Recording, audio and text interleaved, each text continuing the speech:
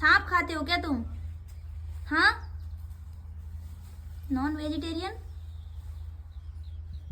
हाँ जी हम खाते हैं ना। क्यों खाते हो? अरे खाते हैं, भूख लगती है। इधर देखो, हाँ। शर्म नहीं आती तुमको? नहीं, मुझको शर्म नहीं आती। का? तुम्हारे मोर पंख को हम पूजा घर में रखते हैं और तुम सांप खाते हो। इधर देखो, वजह से खाना छोड़ दे क्या हम? कहाँ जा रहे हो? आ गई शर्म? घूमने जा रहे हैं तुम। सांप मत खाना आगे से। सुनो, अगर पकड़े गए मारे जाओगे बहुत, समझ गए? भागो यहाँ से उल्टे पाँव, भागो यहाँ से। ये लो मिर्ची खाओ। ये लो नीम खा, ये लो नीम खाओ, ये लो खा। सांप ही खाओगे क्या? सांप कहीं के? ये लो।